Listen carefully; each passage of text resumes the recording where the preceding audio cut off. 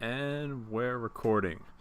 Welcome back, guys, to another episode of the Bad Design Podcast presented by The Pick Six. I'm your host, Sean. This week's guest is Jordan Herald.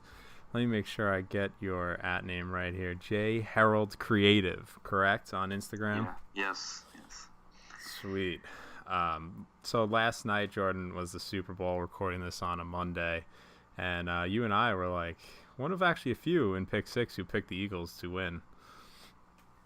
Yeah, as much as I didn't think it was going to happen, I still kind of went with it because I really didn't want the Patriots to win, but, I don't think a lot of people did. Yeah, I can't say that they were America's favorite team to win last night. No. But yeah, it was a good game, and people who are like us like to check out the graphics that are put out, around the Super Bowl and socially and print and anything kind of visually appealing during the game. But I thought, the NFL creative team did a pretty good job surrounding the Super Bowl, with their branding and their consistency. I'm curious to what you thought about it. Yeah, I thought they did pretty well, like consistency-wise. Like, I saw a lot of their, they just had pictures, and they had, a border at the bottom or on each side to kind of, just keep it consistent, to let them know, where the pictures were from. And then I really liked their the champions graphic that they posted. I think they posted somewhere. I saw it somewhere, and I think it was the NFL, but I could be wrong. No, it was NFL. Okay. Here.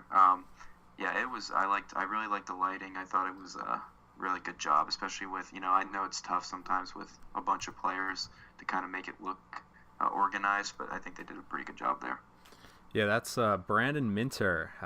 It's been there for about 8 months now. He's been doing a great job kind of boosting their social game.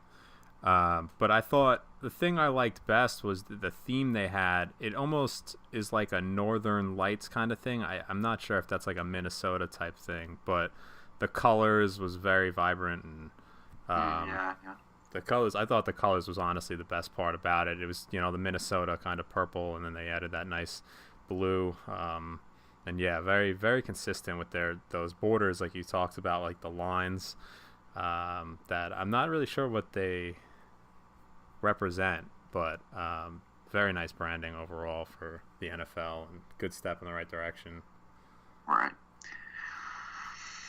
Oh, go ahead. I was just gonna say, even I'm just going back and looking through real quick, and I've seen those lines, even through the numbers and stuff. They kind of had that stylized, not just on the sides or anything, but they kind of used it on the text a little bit. I thought that was kind of cool.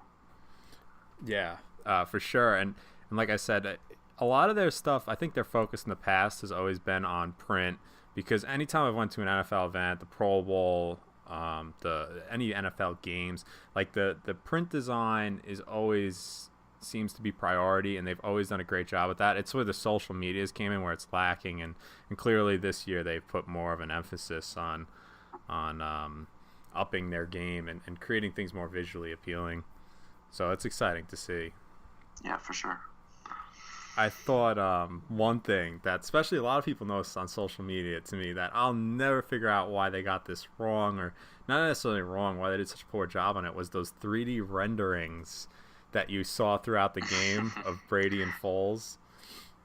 Yeah, that was interesting. I'm not quite sure what was going on there. Sorry, some trucks driving past my No worries. Being very obnoxious, but yeah, it was definitely interesting because I felt like the rest of the broadcast was pretty well done and stuff. But yeah, it was funny. I was in class today, and someone actually brought that up, and everyone was kind of bashing it, and it was just kind of weird because normally in my classes I don't hear much about people talking about graphics or just presentation wise. They're more focused on the game, so it was pretty surprising to hear people actually pick up on that and notice that, and actually have something to say about it.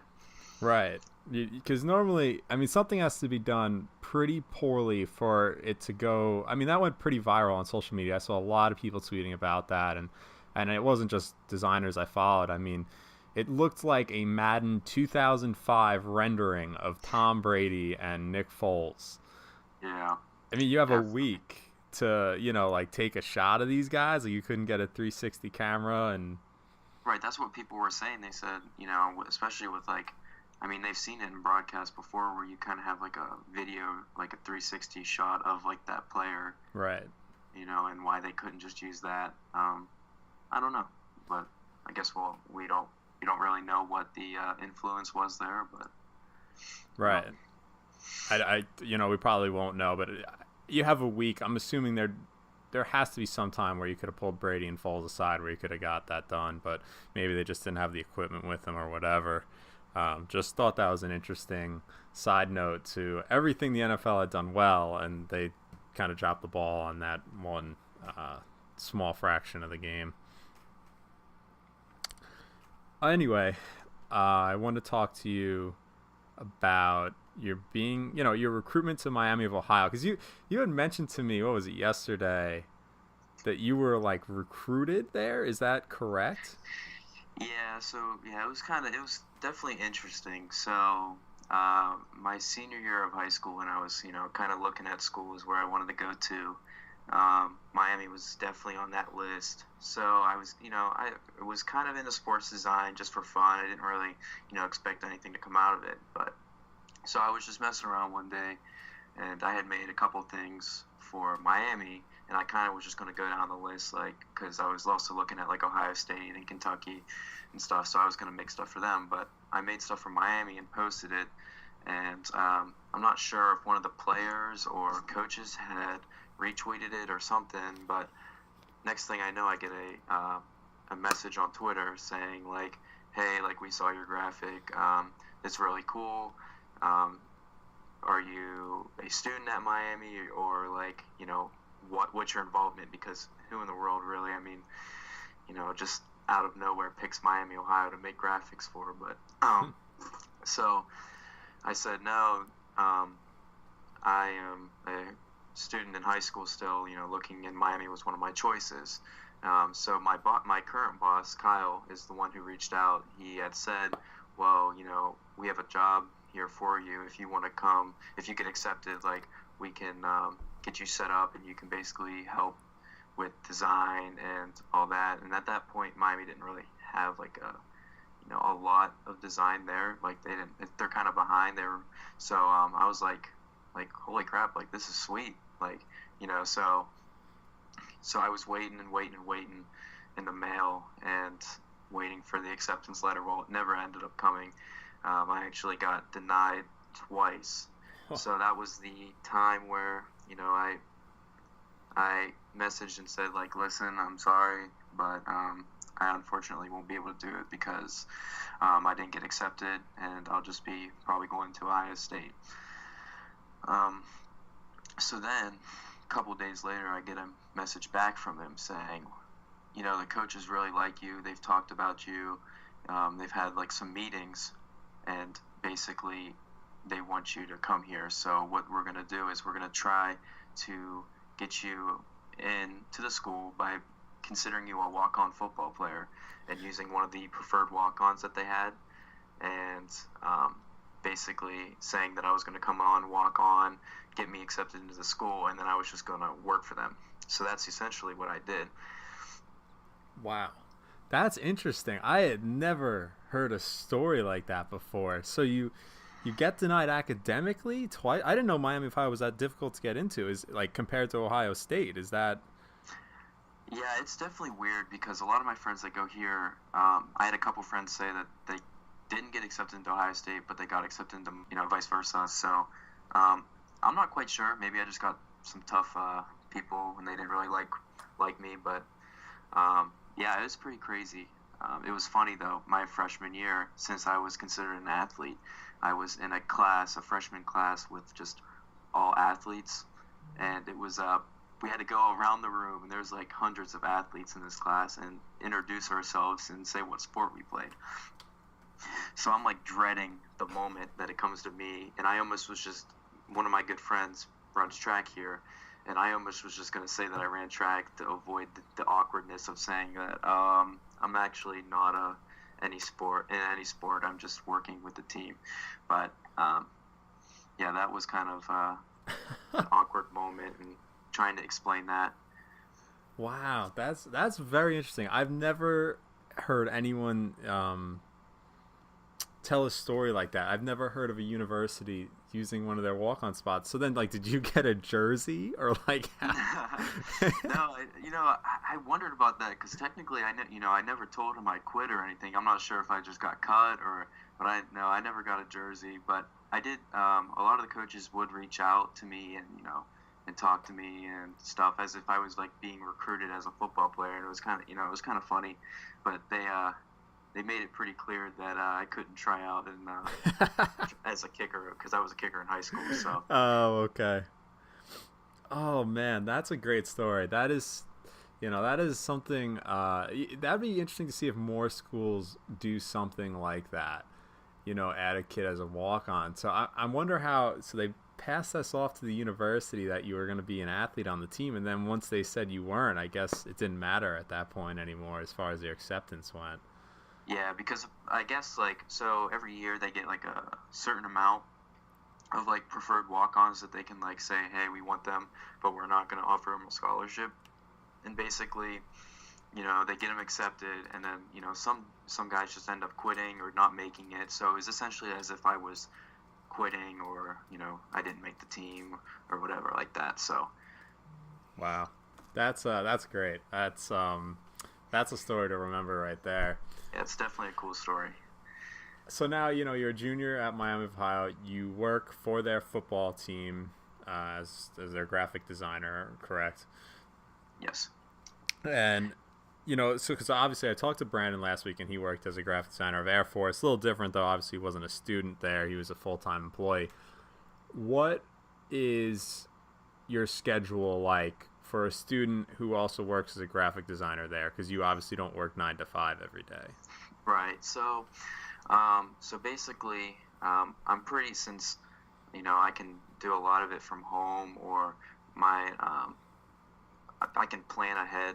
I don't have to be there specifically for practice. Like, I actually work with the video staff. I'm part of like the video staff, but I'm like the only designer on the staff, so I don't really do much video.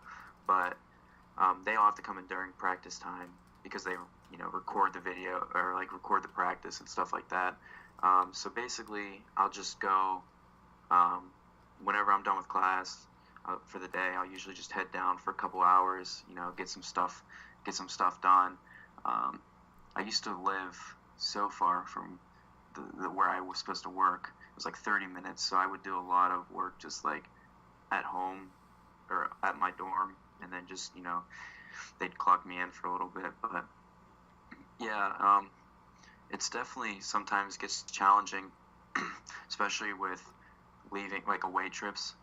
The MAC is definitely different with their scheduling.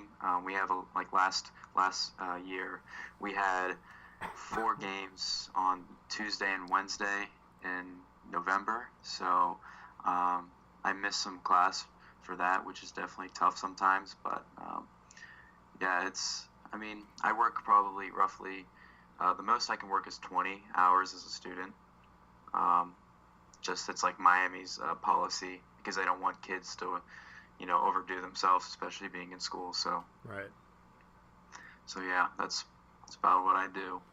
So so then if you travel with the team to every game, I'm assuming, right? And you work on the sidelines. Yeah. So when you're at the game, are you sideline, press box? What area are you usually like working in? So they kind of let me roam free and do what I want. They're pretty lenient, so I do a lot of my work mostly during the week and during the games. So recently, this past season, I used to stand on the sideline, do a lot of the Instagram and Snapchat stuff, and then about 3 minutes left in each quarter, I would run the SD card up to the press box, upload them, and then make the score graphic real quick, post it, and then go back down to the sideline. And that was a workout, especially when you went to schools like Wisconsin, where you're like sprinting running up all these flights of stairs trying to get to the press box in enough time. But yeah, last year, to make it a little bit easier, they had someone from the athletic communications department take control of like the score graphics. So basically, I just prepare it every week, and then they just throw the pictures and stuff in, which makes my life a little easier. And it's almost like I just hang out on the sideline, do some Snapchat, Instagram stuff, kind of just enjoy it. I don't know, it's definitely pretty laid back. Wow, so that's interesting. So they didn't even have a social media manager. They had you do the Instagram and the Snapchat on top of creating the graphics, and it sounds like taking photography as well. Yeah, so I do occasionally some photography. We have another student who does photography, and she's really good. So she does that. I sometimes try to learn it a little bit. I'm not 100% I'm not really that good at photography yet, but I'm trying to learn. And my boss does a lot of the social media too, but like during the game, since he's also the video coordinator, so he's a lot in charge of getting the coaches film and stuff. So he's got a lot of other things to focus on. So I kind of take over Instagram, Snapchat, and then they have another person from athletic communications just live tweet stuff. So yeah, it's pretty cool. I can't complain. Like, it's a awesome little gig I got going on here. Wow, very nice. I can relate to the sideline thing a little bit. At USA Football, we literally have about 2 big events a year that I'm required to work on site for, and I'll work right on the sideline behind the players at like a table that we kind of call the media table. It's where all the photographers, myself, and the video guys kind of sit at.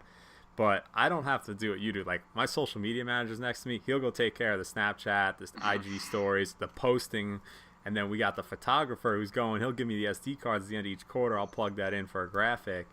So my job's a lot less stressful than what it sounds like you have to do at each game.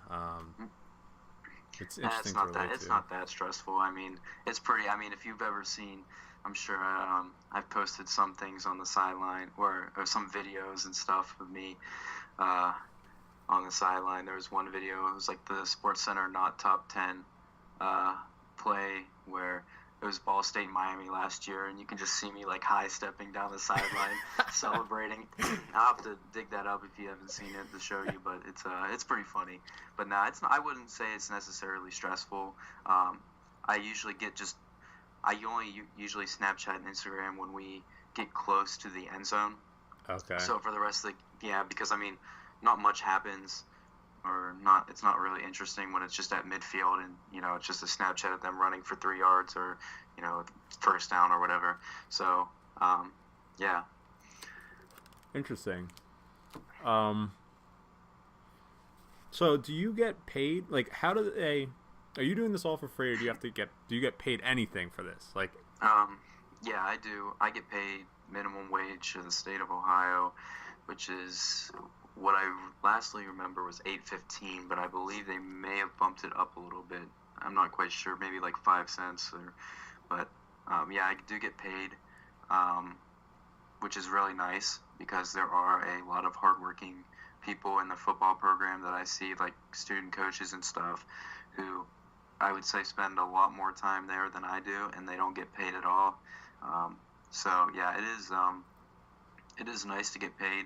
It's definitely helping me pay back my thousands and thousands and thousands of dollars of loans that I have. So. Oh man.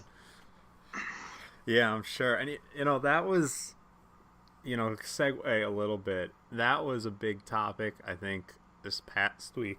Excuse me, on Twitter. Trenches had posted a poll and had asked people, what salary range are you working in sports? And majority of that poll was making less than $50,000 a year. They're making $30,000 a year, and that's extremely disappointing to hear. Luckily I don't fall in that range, that lowest range there. But for creatives who are a big part of football programs and schools programs in general, especially recruiting, to get so underpaid is it's really unappreciative, I think, of the work we do, Right. So yeah, I just think I think a lot of it has to do with the way sports design has changed over over the past years. It's definitely grown significantly with social media and stuff. I think that it's just so new that places and stuff don't know the value to it. Essentially, they don't know how much they bring to the table. Just how much goes actually into it.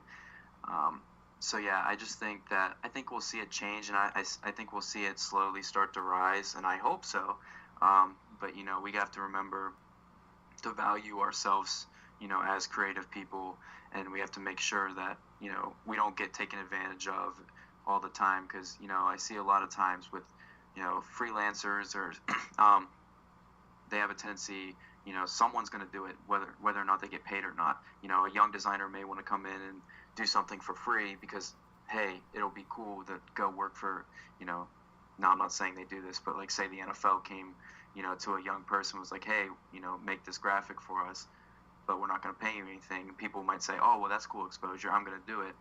Right. And, unfortunately, it's tough to get around because there's always going to be someone who's going to be willing to do it, especially for less, but you definitely see the quality drop as, you start to lower the pay and stuff like that. So I really do hope that, especially by the time I graduate, that the salaries start to rise and stuff. But yeah, it was definitely a little concerning to see how many creative people out there are getting underpaid, so to say. Absolutely. It was very concerning. And I know when I first started 2.5 years ago, 3 years ago, when I finished college, I had heard a lot of rumors that sports design, it doesn't pay well because there's always someone who's willing to do it for cheaper, like you had mentioned. There's always someone who's like, oh, that's a great opportunity. And it's on, we definitely have to value ourselves more as designers. And I think we've seen colleges that put an emphasis on design, like Texas, like Alabama, and like Ohio State, that hopefully they value their designers well, and other colleges realize, look, we need good graphic designers to make these awesome recruitment graphics that help us get better players.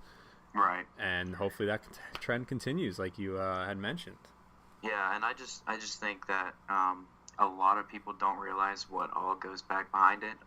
Like I know you see a lot of just like people posting like cool designs and stuff, but that's what I kind of just thought all it was, oh, I just make something cool and that's it. But there's a lot more that goes behind it, like strategically, branding, trying to make sure that everything's the same, but not just like so similar that everything looks just boring and stuff, but try to keep it like the same look, but also keeping it fresh and stuff. And it gets challenging sometimes, and sometimes people don't realize how much actually goes into sports design itself.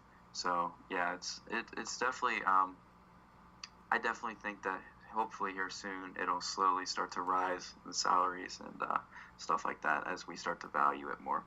Yeah, there seems to be a divide, and I think it's mostly because a lot of marketing majors kind of get into the design industry after a couple of years, and you see that graphic designers who work in, like, say, an agency, they're like considered like legit designers, whereas sports designers are almost looked down upon in the field. And at least I feel like that, they're like, oh, that looks really cool, but it doesn't, it's not necessarily always aesthetically correct.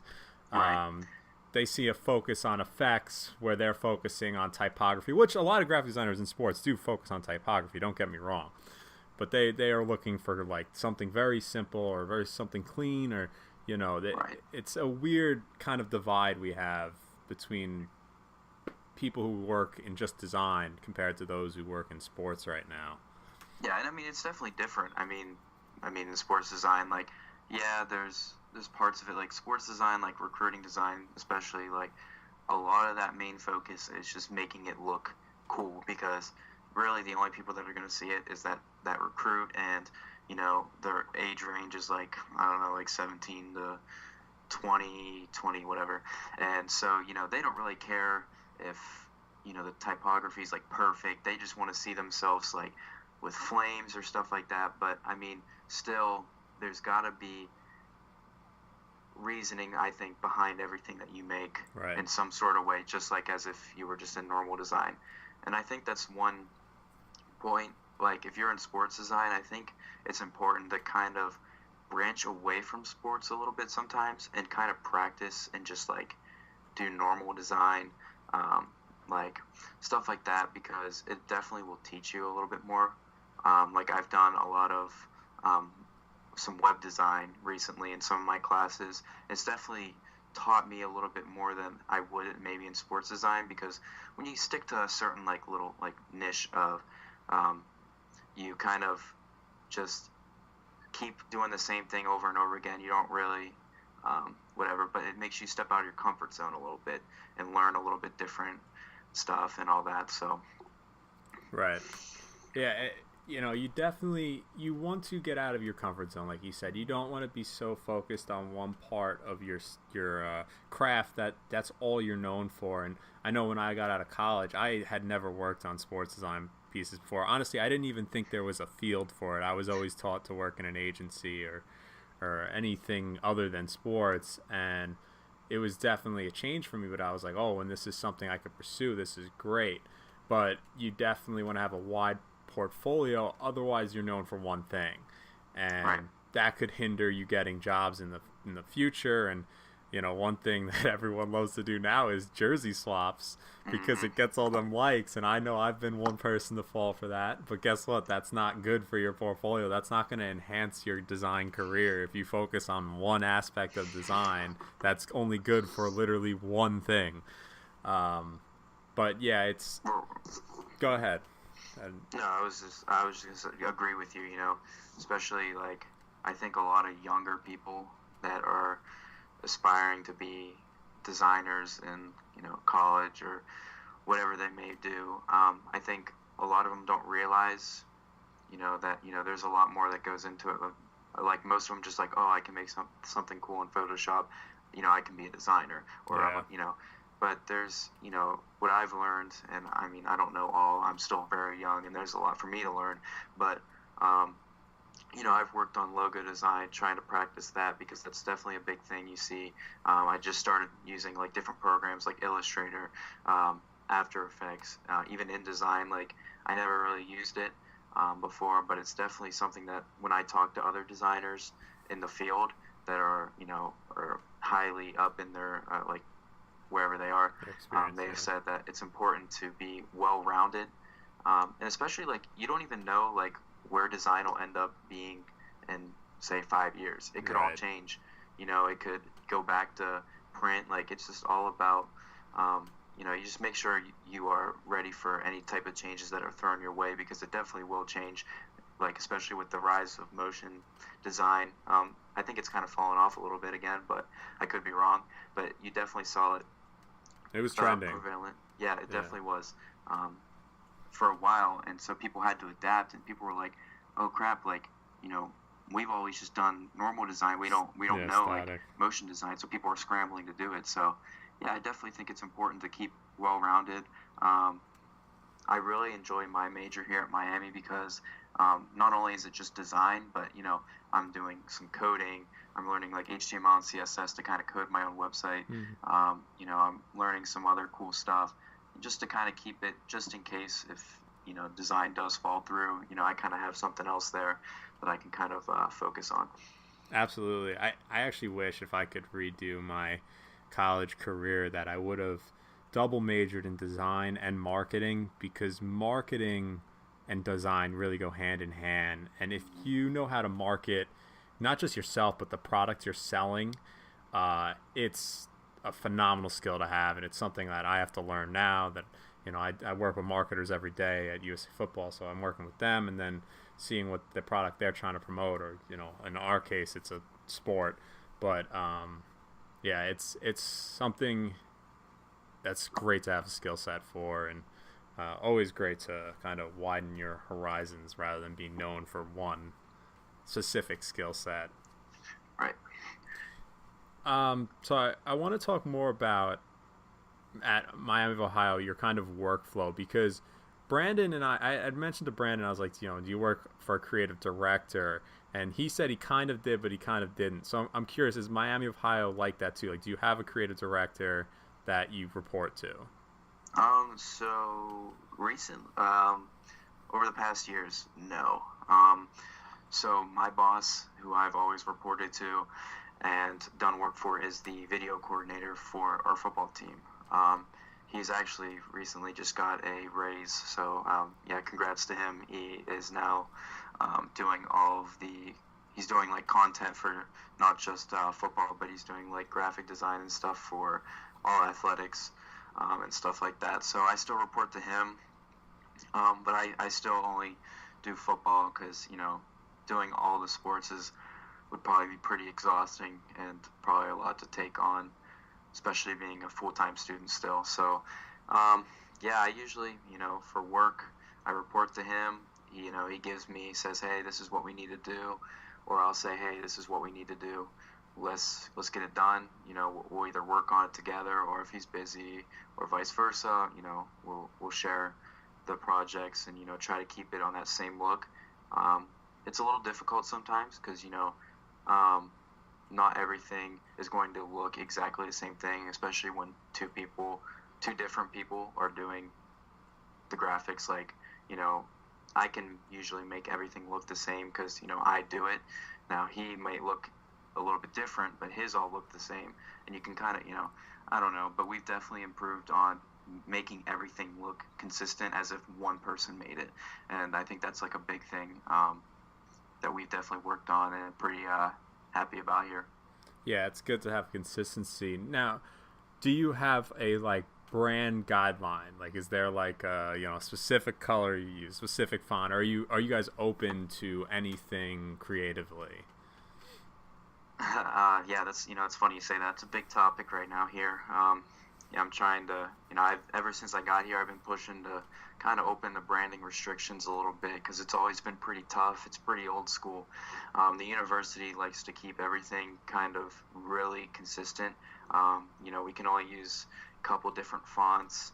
The colors have to be we can't use black, or we're not really supposed to because of Cincinnati, even though black's in our school colors. So red and white's usually the majority of what we need to focus on. We have certain branding patterns that we're supposed to use. I sometimes do push that limit a little bit, but until I get in trouble. But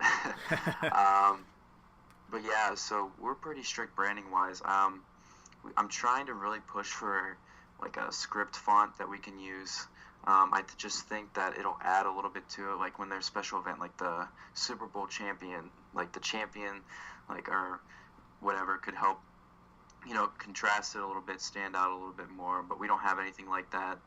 We only use Gotham, Pro Mesh, and another one called Machine. That's an Adidas font. But I like Gotham. I don't really like Pro Mesh or Machine. So I've been kind of pushing for some new fonts and kind of opening the branding up a little bit. Not sure how it's going to work, but yeah. So. Wow, that's I would love, because I'm under the same thing at USA Football. Very strict brand guideline. We've got two fonts: Pure Sans Serif and Alternative Gothic. I actually like Gotham. Gotham is for NFL flag. That is our font. That's the one time I get to use a different font is when I do anything NFL flag. But, that is a good point. Adding a nice script font, something that, like you said, provides some contrast can, really just add a nice touch to a piece. So I think for some schools that might be something to keep in mind. But I understand if you're trying to keep consistency, throwing that in there sometimes could throw off the branding, I guess you would say, for that school. But that is a good point. That is a great point you bring up there. Yeah, so it's just it's tough sometimes with I like Gotham, but it's so the font is so wide. I think that's what I'm looking for here. Yeah. That it's hard to make it big and bold enough to stand out because you have to make it super small so it fits the screen. Right.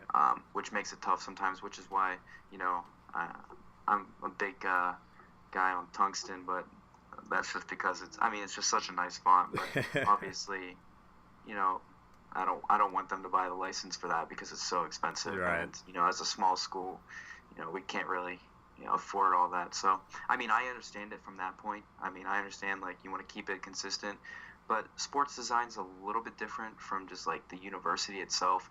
I think we should have a little bit more freedom, but, I'm not going to sit here and hate on everything that they do, because I do think they do a really great job on, making sure that everything looks the same, so people know, oh, hey, that looks exactly like, Miami. As if anyone says that, I'm not quite sure, but yeah. Well, I tell you what, your graphics definitely stand out. I know when something's Miami, obviously, because it has a logo or whatever, but when I see something you made on Trenches or any other design account, it's very apparent that this was Miami of Ohio. The look stands alone. So, you've definitely done a great job with that. Appreciate it. Now, I know you also interned at Indiana. And correct, yeah. What was the difference in interning there compared to working at Miami of Ohio now? So, first off, I couldn't escape the red and white. Clearly. That's the one thing I've just kind of like, I need to break away from the red and white just a little bit, just because, it kind of... It's tiresome. Yeah, exactly. But, no, I had a phenomenal experience out there. I learned a lot, so they were great. It's different. So I worked, as an intern for all sports there, as athletics, and for here at Miami, as I said, like, I only do football, so I was in charge of a lot, like, more wider variety of things, but they trusted me, especially from day one. Like, they trusted in my ability to create. They kind of gave me, they had those branding guidelines, but they were, they said, just, I was always like, oh, do you want it like this, or do you want it like that? Like, how do you want it to, like, just relax, just go out there and create how you, like, how you can, and we are sure that we'll like it. And, the first day I got there, they were like, hey, we need to redesign the football team rooms, to put, like, on the wall. They're like, can you do that for us? And I was just like, dang, like, I don't even think I've gotten this big of a project at Miami for the 3 years I've been there. You guys want me to do it on the first day? Yeah. But the resources there are just, not to bash Miami, but it's just a lot better. It's crazy to see the money involved in a bigger school like that. I worked in the Cuban Center, which was donated by Mark Cuban, I believe, a year or two ago, and basically they have, like, a huge intern room with a bunch of Macs, and students come in, they work on that, and stuff like that, and then, like, our bosses were, like, around the corner in a different room, but, like, obviously just open up the door and it's fine. But they definitely had some cool stuff. They had, like, a podcast room where it was, like, soundproof. They had a huge green screen room where they do, like, videos. They were doing a lot of this cool VR stuff. A lot of these, like, kids would come in and do work on VR, and that was really, really cool what they were doing and how they just built it from scratch. I was really impressed on, like, what they did there. And then just, like, I don't know, overall it was just different. Just coming from a smaller school to a bigger school, you can kind of see the difference in how much they focus on design. And there I was more, some of the SIDs would come to me and ask if I can make stuff for them. Of course, for sure, like, at Miami that doesn't really happen. The one thing I do like about Miami more, well, my job specifically, is I think, they have pros and cons, but Miami, like, the coaches would come through all the time at Miami, because it's such, like, it's smaller. They know your name. Like, I've had conversations with them. There's been times where, during my freshman year, when I first showed up during fall camp, I didn't know anyone, and, like, the coaches, like, some of the coaches came and sat down with me and talked to me, asked just more about, like, about my life and stuff, and they're always, like, going out of their way to make sure I'm okay and stuff. And I think that's just really cool, because I don't think that you normally see that. Now, I could be wrong, but in bigger programs, because like some people I've talked to, you don't really, the coaches don't really take the time of day to talk to the designer, especially who really, I don't know, but no, that's cool. It's more of like a family feel. Yeah, it definitely feels cool, and like I don't know, like IU was awesome, and I wouldn't trade that for anything. I learned a lot of stuff under Brandon Spawn and Jill Boucher. She was the assistant there. So yeah, it was definitely a cool experience. I learned some different things that I maybe would have never learned at Miami, and they definitely gave me a lot of opportunity to do stuff like billboards, T-shirts, and I've never the print aspect at IU a little bit more. So it's definitely helped me become more versatile, I guess, in a sense. Oh, that's awesome to hear. And I think early in your description that you brought up a good point, that when you originally start working under a bragging guideline, it can be almost overwhelming, and it can really stunt your creative process. Yes. So I remember when I first started at UC football and we had that strict brand line, all my work was horrible because I was so focused on what was like, what needed to be in that box, that it really hindered all my creative thoughts. And it took me a while to get out of that. So I think it's important, like for people who are new to that, you got to relax. You got to understand, like, this isn't the final version. Other people will look at this and you have some creative freedom. You just got to talk to your superiors and what their direction is, what your direction should be, and let your creative thoughts come to you. But that's a cool comparison. That's cool experience overall. It sounds like, to work at a much bigger university at IU, and then compared to what you work at Miami, everything has its pros and cons. But very, very, very interesting. And then I wanted to ask you, how often, so you traveled every week, I'm assuming, how often did Miami of Ohio travel, I should say, as far as their football team? You said you traveled them every week, like. Yeah, it's 6, let's see, so 6 home games, 6 away games, so 6 times a semester. So, yeah. Yeah, so six times. And then, like, what was the university you visited, and you're like, wow, this is, like, impressive? So, this is one thing I kind of wish we got more to experience. So a lot of times when we go to an away game, we stay about 30 to 45 minutes away from that school itself. So I haven't seen a lot of the campuses itself. I mean, some of the MAC schools I have, just because, I've had friends go there, and so, like, I've went around and been there before. But like Wisconsin, I never actually got to like go on campus and see it, but Madison was definitely cool. That whole area was definitely, and the Wisconsin cheese bites there are the best thing that you could ever eat. Probably not for your body, but they were delicious. I mean, these things were so good. Yeah, I don't know. Just that Wisconsin trip was probably my favorite. Notre Dame a close second, but just like at Wisconsin, like I don't know. I walked off. I got to ride the bus at that point because they didn't have room for me in the van. So like the ESPN cameras are like zoomed in on us walking off the bus, and I'm just like standing all tall, acting all tough as I'm walking off the bus, like for the cameras and stuff. So that was always cool. But Notre Dame this year, I made my way out to the coin toss and kind of stood out there for the coin toss and took some pictures and looked like I was being productive. So that was kind of cool too. But there's definitely been some good memories. The people I work with are awesome. It's definitely laid back. And I know more than likely once I graduate and go to somewhere else, it won't be as laid back and comfortable as it is. But I hope that I can still find some good experiences and enjoy.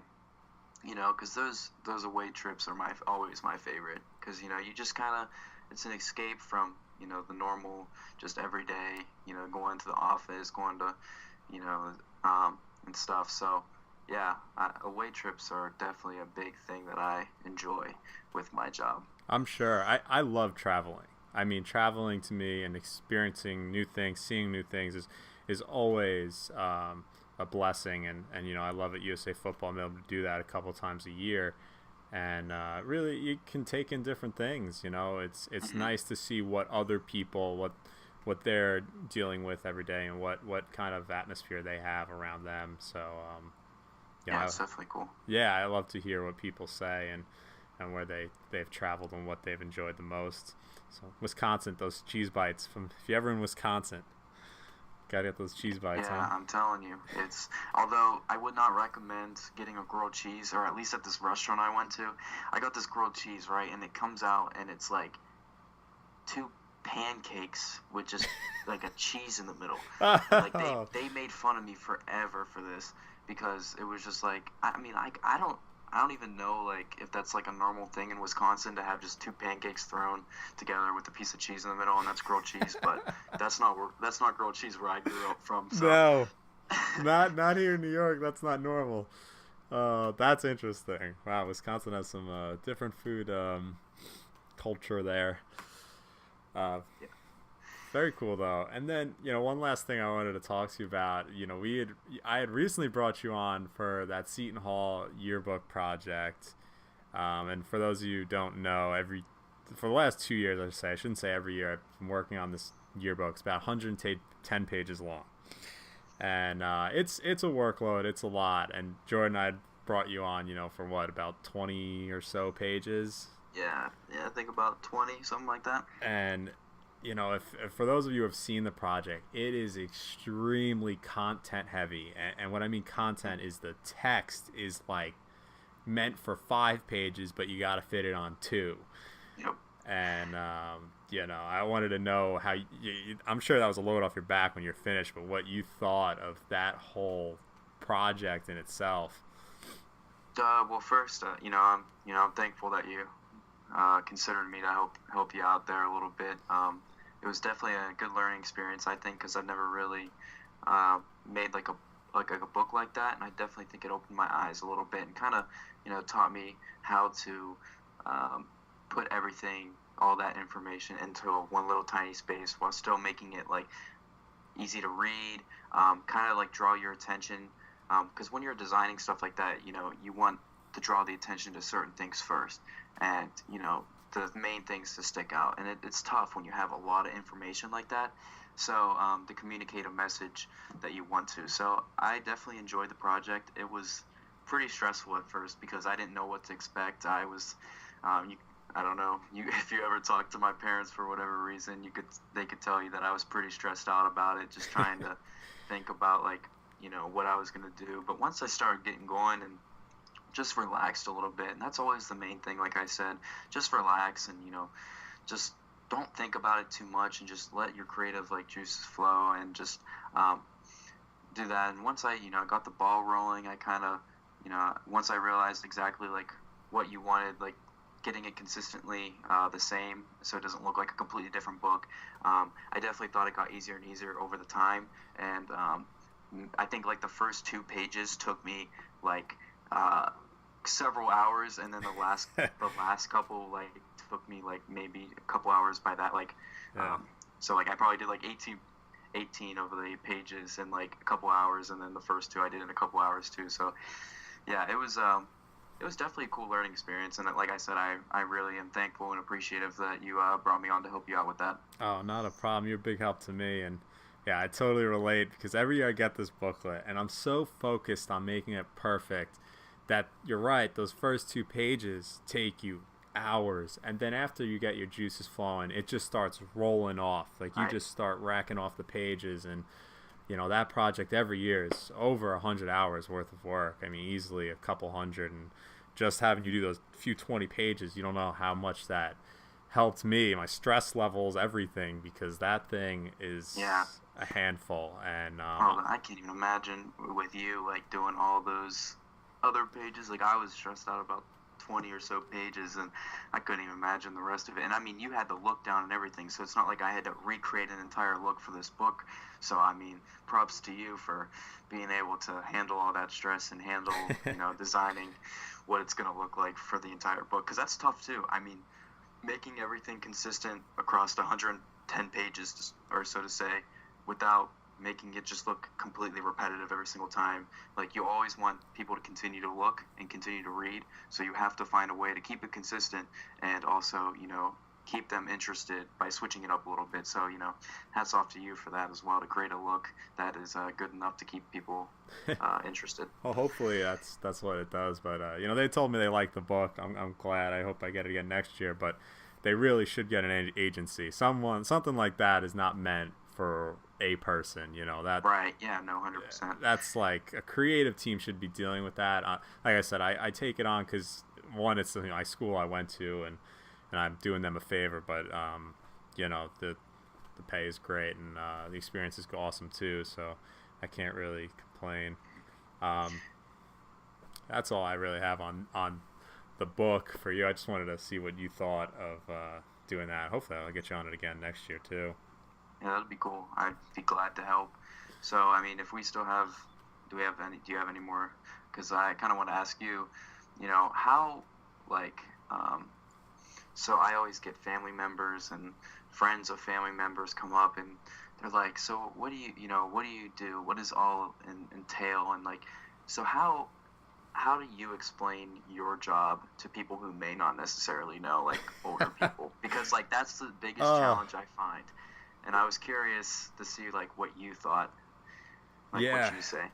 No, that's a tough one because my grandparents will ask me that all the time, and I'm like, I try to explain it as I make things look cool, and I've seen so many people say that, so it's very repetitive. This isn't something I thought of, and it's I just make things look interesting or cool or different, and I'll give them a piece of my work, right? And let's say, okay, for example, when the Phoenix Suns used to take the submissions for artwork every year or so, whatever, for their games, so I gave them that, and they thought I created the entire book.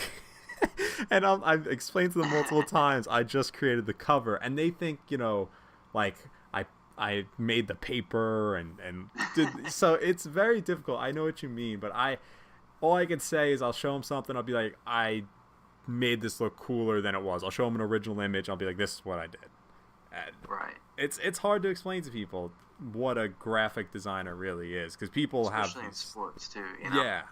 People have these wild assumptions from something like Marvel's movies, with Thor and all that, to your basic someone printed out a Microsoft Word paragraph. I don't know. I've seen it all. I've seen people say the most ridiculous things about graphic designers, but that is a great question. I wish I had a better answer, honestly. No, I mean, I don't think, honestly, because the thing is, especially where I'm at right now, I know some of the people that I talk to, Brian Gundell and Adam Argel, I think that's how you pronounce that, I could be wrong, but they do branding and more stuff like that. So I think it's a little easier to explain I created this logo and branding and look for this team. Me, it's just it's hard to explain what all goes into the design, when you're just making a poster or something like that, because people can kind of understand oh, you made that logo, okay, that makes sense, what they're using it for, merchandise, all that type of different stuff. When people just see a poster designed with says congratulations or happy, I don't know, people don't really quite understand the point of it as much, and I think it's tough to explain, but I think that's also one thing that outsiders, when they look in and see that and they don't understand, I think that's also why, to kind of go back, why we are so we're not as valued, and why the pay is so low, is because people, I don't think, necessarily understand what in the world we're doing, and why it's important.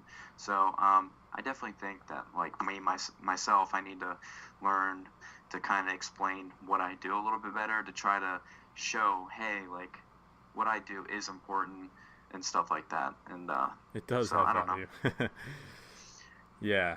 That's a great point, and like you said, hopefully we just see graphic designers become more and more valued, especially in sports, because they are valued in other areas of, uh, you know, aspects of the field, like especially in beauty. Those graphic designers make a killing. In food, groceries, that you make a killing there. But in sports, it hasn't seemed to bend that way yet, and hopefully that changes over time. So that's, but like you said, that's a great point. And I love sports. I think most of us do who work in this field, and 'cause trust me, you wouldn't if you were in it for the pay. That's for Right. sure. Yeah. I mean, one thing. I mean, pay is important to me, but like if I get a little bit lower paid than say a different job and I enjoy it, like I've always wanted to work sports, and as long as I enjoy it and feel like it's at least the money I'm getting, I can make a living off of it and not like struggle like terribly, then I feel like I'm happy. Because I mean, like people always say, you want to be, it's not all about the money, and money doesn't always bring No. happiness. And so to me, like, I've always wanted to work sports. I never thought in my life that this is the road I would be taking. And it could still change. I mean, I'm still young. Yeah. But as of now, like, this is the road the path I'm kind of taking, and I'm enjoying it so far. But yeah, hopefully I can end up somewhere good, and get a decent pay out of it and enjoy the working there, because that's definitely also important, the working environment itself. Absolutely. Well, Jordan, it was a pleasure having you on the show. Second episode ever, guys. And you make sure you check out Jordan Herald at J Herald Creative on Instagram. I don't know what your Twitter is if you want people going there. Is it the same? Yeah, normally I tweet from Jordan Herald 5, and it's Herald, but you probably don't want to see me tweet annoying stuff about James Harden, so I just recommend following me probably on Instagram and probably be better off. But yeah, I appreciate you having me on. It's definitely been fun. Absolutely. So, guys, make sure you check out Jordan Held Creative on Instagram. Thanks again, and thank you for tuning in. Make sure you subscribe or follow us on iTunes and SoundCloud. And that does it for another episode of the Bad Design Podcast.